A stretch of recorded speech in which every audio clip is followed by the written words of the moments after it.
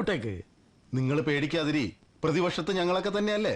തുടക്കത്തിൽ ഞങ്ങൾ കുറെ ഒച്ചമ്പോളൊക്കെ ഉണ്ടാക്കും. അതെ, ആ തീ കിടത്തുന്ന കാര്യം നമ്മളേറ്റു. Be careful. You know where to keep it, right? Okay, Adu. Any problem? Hey, there is no problem. On the whole, he is taking a big risk. So the understanding between us is very important. Everything should be prompt and perfect. We discussed it and decided everything is all right. Yeah. Yes, I know. But this problem... പറഞ്ഞത്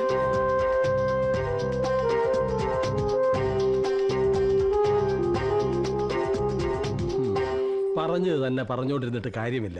സായിപ്പ് കൊണ്ടുവന്ന കാശ് വാങ്ങി വെച്ചിട്ട് കൈ കൊടുക്കാറണ. Deal sign ചെയ്യാൻ സായിപ്പിനെ കേരളത്തിൽ കൊണ്ടുവരേണ്ട ഡേറ്റ് നാട്ടിൽ ചെന്നിട്ട് എന്നെ അറിയിച്ചാൽ മതി. Please give it madam. Okay. Here you go. Thank you. Thank you, madam. Everything success.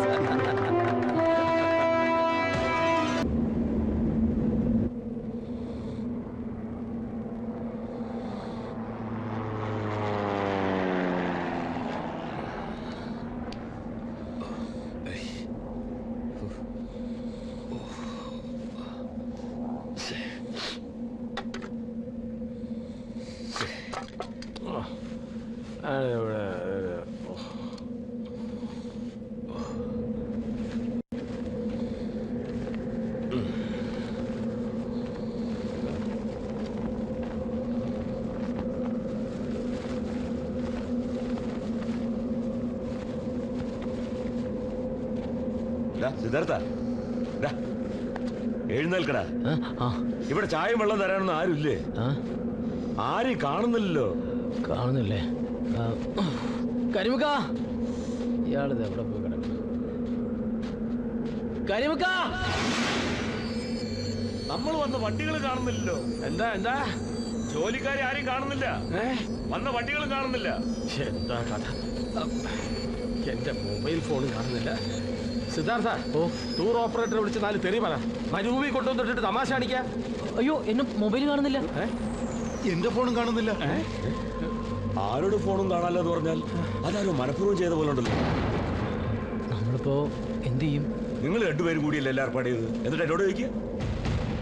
കരിമേ, കരിമേ, Kareem,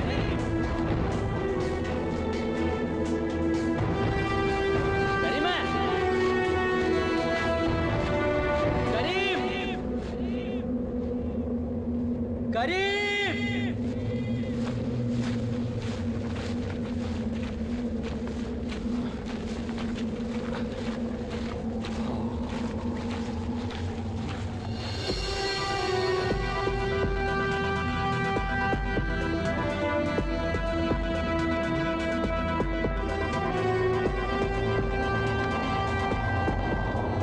ഒരു വണ്ടി വരുന്നുണ്ടല്ലോ. ഇങ്ങോട്ട് വരട്ടെ. Irresponsible idiots.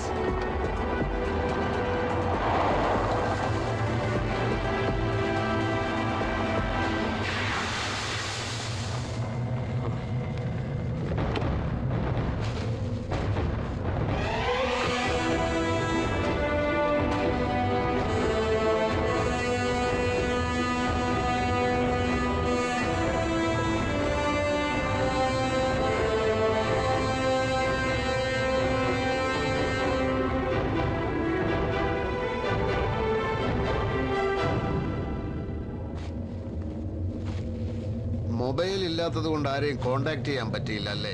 മുകുന്ദൻ, നീ എന്റെ പേര് മറന്നില്ല അല്ലേ? സന്തോഷം. മുകുന്ദനെ പറ്റി ഒരു വിവരമില്ലായിരുന്നല്ലോ. അന്വേഷിച്ചപ്പോ ഇറാഖിലോ മറ്റോ? ഇല്ല. സഖാവ് കരുണൻ എനിക്ക് വേണ്ടി കണ്ടുപിടിച്ച സ്ഥലം വിട്ടിട്ട് ഞാൻ എവിടെ പോവാൻ? വാ, നമുക്ക് ആ തണലിൽ പോയിരുന്ന് സംസാരിക്കാം. എത്ര കാലമായി കണ്ടിട്ട്. വേണ്ട കരുണ, ഈ വെയിലും ഈ മണലും എനിക്ക് വളരെ പരിചയമായി കഴിഞ്ഞു. പാവപ്പെട്ട പ്രവർത്തകർ അടികൊണ്ട് ചോരതൊപ്പി ഉണ്ടാക്കി തന്ന പാർട്ടിയുടെ തണലിൽ സുഖിച്ച് ജീവിച്ച് ശീലിച്ച കരുണന് ഈ വെയിൽ താങ്ങാൻ ഇത്തിരി പ്രയാസമായിരിക്കുമെന്നറിയാം. മുകുന്ദൻ എന്താ ഇങ്ങനെയൊക്കെ സംസാരിക്കുന്നത്?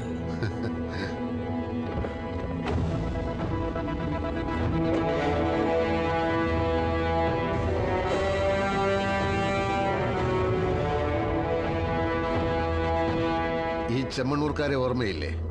ഇത് കരീം ഞങ്ങളെ കുറച്ച് സഹായിച്ചു. കൂടുതൽ സംസാരിക്കാനൊന്നുമില്ല മൂന്നേട്ടാ, ആട്ടിച്ച് കൊല്ലുക വേണ്ട വഞ്ചകനെ.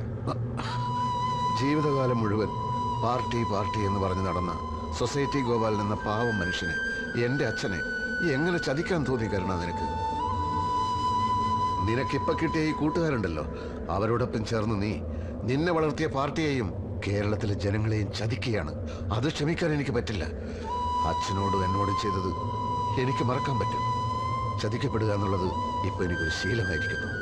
ഞാൻ എച്ചിൽ പാത്രം കഴുകിയുണ്ടാക്കിയ പണം നിന്റെ അനന്തരവൻ തട്ടിയെടുത്തു. അയ്യോ മൂന്നിട്ട് എന്തായി പറയുന്നത്? ഞാൻ മിണ്ടരുത്.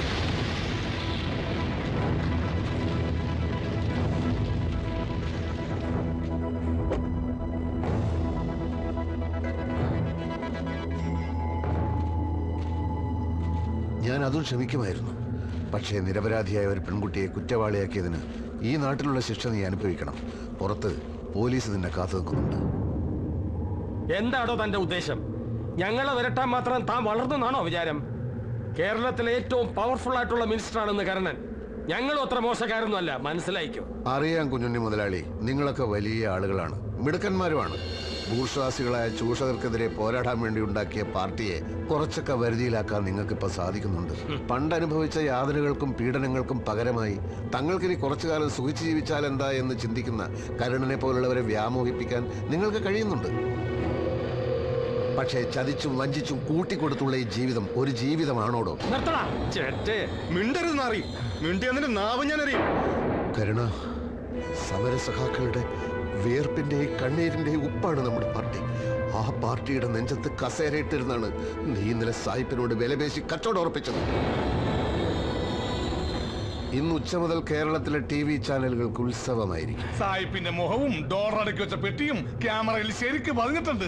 ഉച്ചയാവുമ്പോ ഇവിടെ താമസിക്കുന്ന ഹോട്ടലിൽ എത്താൻ പറ്റിയ എല്ലാം TV-യിൽ നേരിട്ട് കണ്ട് ആസ്വദിക്കുകയാവാം. കരുണ, തിരിച്ചു ചെല്ലുമ്പോൾ നിന്നെ സ്വീകരിക്കാൻ മുദ്രാവാക്യങ്ങളും ചെങ്കൊടികളും ഉണ്ടാവില്ല. നാട്ടുകാർ ചെരുപ്പ് മാലയിട്ട് ചീഞ്ഞ മുട്ടയെറിഞ്ഞ് നിന്നെ വരവേൽക്കും. നിന്റെ സ്വാധീനമെന്ന് പറയുന്നത് പാർട്ടിയുടെ സംഘബലമാണ്. അതില്ലാതായാൽ നീ വെറും തോട്ടത്തിൽ പറമ്പിൽ കരുണൻ മാത്രം. അപ്പൊ തൽക്കാലം ഞങ്ങൾ പോവുക. ഈ മരുഭൂമിക്ക് ഒരു 19 കിലോമീറ്റർ നടന്നാ നിങ്ങൾ മെയിൻ റോഡിൽ എത്താതിരിക്കില്ല. സിദ്ധാർത്ഥനെ ഞങ്ങൾ കൊണ്ടുപോവാ, പോലീസിന് കൊടുക്കാം.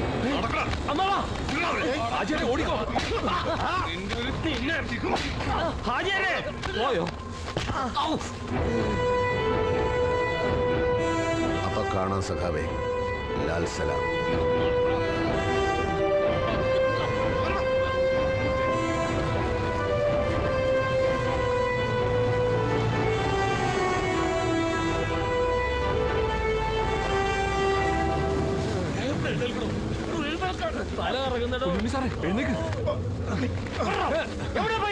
ഞങ്ങളിവിടെ കണ്ടില്ല, ഇനി നടന്നു പോണം. ആ മൂന്തൻ ചട്ട അടിയന്തരം.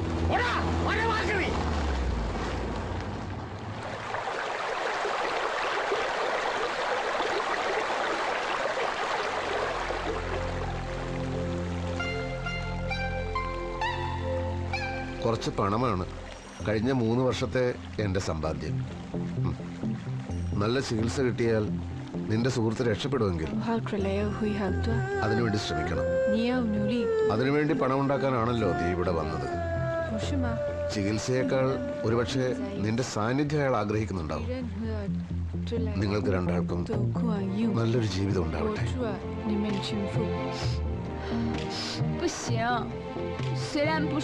വേണ്ട, നിങ്ങൾക്കുണ്ടായ നഷ്ടങ്ങൾക്ക് മനഃപൂർവ്വമല്ലെങ്കിലും ഞാനൊരു കാരണക്കാരിയാണ്. പിന്നെ നിങ്ങൾക്ക് എന്നോട് തോന്നിയ എനിക്ക് തിരിച്ചറിയാനാവാതെ പോയ സ്നേഹം, അതും എനിക്ക് തിരിച്ചു തരാൻ കഴിയുന്നില്ല. ഇനി നിങ്ങൾക്ക് ആകെ ബാക്കിയുള്ള ഈ സമ്പാദ്യം എനിക്ക് എങ്ങനെ സ്വീകരിക്കാനാവും?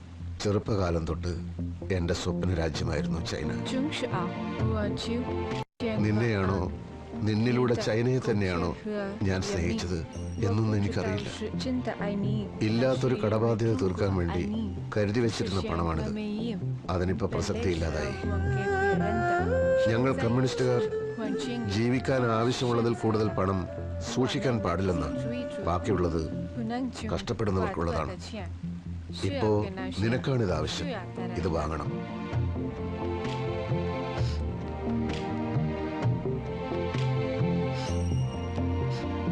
我想我们可能不会再见面了。但是我会永远记得你的。 ഇനി നമ്മൾ തമ്മിൽ കാണില്ലായിരിക്കും, പക്ഷേ നിങ്ങളെ ഞാൻ ഒരിക്കലും മറക്കില്ല എന്നാണ് അവള് പറഞ്ഞത്.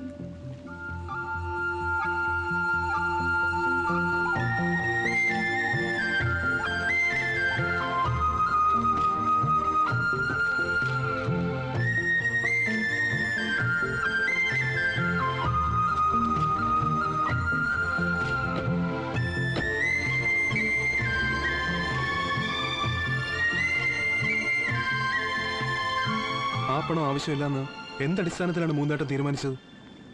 ഒരസുഖം വന്ന തിരിച്ച് നാട്ടിലെത്തി മുന്നോട്ടുള്ള ജീവിതത്തിന് ഒന്നിനും പണം വേണ്ടേ? മറ്റുള്ളവർക്ക് വേണ്ടി ജീവിക്കുന്നവനാണ് ഒരു യഥാർത്ഥ കമ്മ്യൂണിസ്റ്റ്. എന്നെപ്പറ്റി എനിക്ക് ആശങ്കകളില്ല. അധ്വാനിക്കാനുള്ള മനസ്സുണ്ടെങ്കിൽ ഈ ലോകത്ത് എന്തിനും പരിഹാരമുണ്ടെന്ന് ഇവിടുത്തെ ജീവിതം എന്നെ പഠിപ്പിച്ചു. പിന്നെ നാട്ടിലേക്ക് വരുന്ന കാര്യം, അധ്വാനത്തിന്റെ വിലയറിയാത്ത, ഒരു ചെറിയ വിഹിതം കിട്ടിയാൽ ഏത് കടുത്ത അഴിമതിയും കണ്ടില്ലെന്ന് നടിക്കുന്ന, കടമകൾ വിസ്മരിച്ച് അവകാശങ്ങളെക്കുറിച്ച് മാത്രം സംസാരിക്കുന്ന ഒരു സമൂഹത്തിന് എന്നെ ആവശ്യമില്ല. ആവശ്യമുണ്ട്. അധ്വാനത്തിന്റെ വിലയറിയുന്ന, അവകാശങ്ങളെയും കടമകളെയും കുറിച്ച് ബോധമുള്ള, സ്വന്തം ജീവിതം കൊണ്ട് മാതൃക കാണിക്കാൻ കഴിവുള്ള നേതാവിനെ ജനങ്ങൾക്ക് ആവശ്യമുണ്ട്. ആരുടെയും നേതാവാകാൻ ഞാനിനി ഇല്ല അൻവറെ. ഇവിടുത്തെ കന്നുകാലികളുടെയും മരങ്ങളുടെയും ഒക്കെ ഇടയിൽ ഒരു വലിയ സമത്വം ഞാൻ അനുഭവിക്കുന്നുണ്ട്. ആ അർത്ഥത്തിൽ ഞാൻ സംതൃപ്തനാണ്. ഇല്ല, മുകുന്ദേട്ടൻ അങ്ങനെ ഒളിച്ചോടാനാവില്ല. ചെമ്മണ്ണൂറുകാർക്ക് വഴിതെറ്റിപ്പോയിട്ടുണ്ടെങ്കിൽ അവരെ തിരിച്ചു കൊണ്ടുവരാനുള്ള ബാധ്യത മുകുന്ദേട്ടനുണ്ട്. ഒരു കമ്മ്യൂണിസ്റ്റുകാരന്റെ ജീവിതം അവസാനമില്ലാത്ത പോരാട്ടമാണെന്ന് മുകുന്ദേട്ടൻ തന്നെ പലവട്ടം പറഞ്ഞിട്ടുള്ളതല്ലേ. ഒഴിഞ്ഞു മാറാൻ മുകുന്ദേട്ടന് കഴിയുമോ?